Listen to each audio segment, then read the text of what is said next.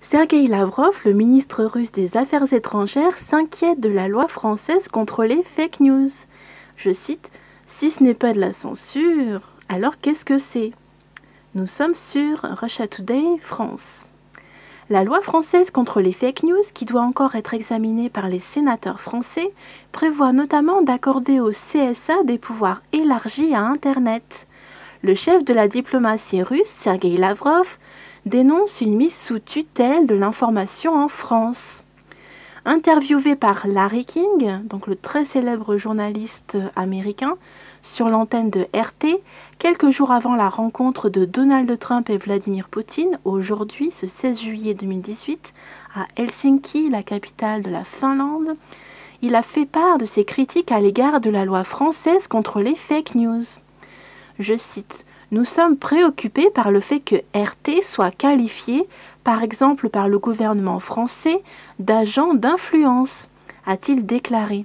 Le gouvernement français a en effet laissé entendre à plusieurs reprises que RT France était spécifiquement ciblé par cette future loi.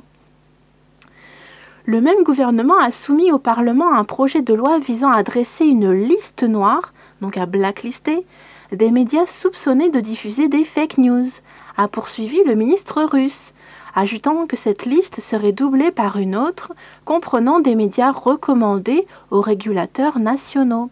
Si ce n'est pas de la censure, une tentative de limiter l'espace de libre expression, alors je ne comprends pas grand-chose à la vie, a-t-il lancé. Dans une relative discrétion, dans la nuit du 3 au 4 juillet dernier, l'Assemblée nationale française a voté les 2 propositions de loi controversées contre la manipulation de l'information en période électorale. Le texte doit désormais être examiné par le Sénat, peut-être avant la trêve estivale. Donc cette période de l'été pendant laquelle le Parlement ne travaille plus. Tout le monde part en vacances, même le gouvernement. La loi prévoit, entre autres, d'accorder des compétences élargies à Internet au Conseil supérieur de l'audiovisuel, le CSA, jusque-là cantonné au tube cathodique, à la télévision seule. L'article 9, en particulier, permettrait de placer les plateformes numériques sous la censure du gendarme de l'audiovisuel. Son président, Olivier Schramek, s'en est félicité, qualifiant le dispositif de novateur et important, d'autant qu'il correspondrait aux souhaits du CSA.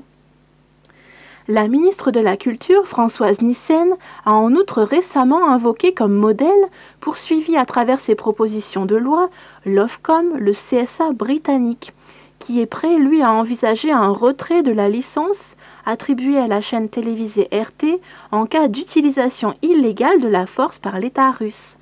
Fin de cette dépêche, à bientôt.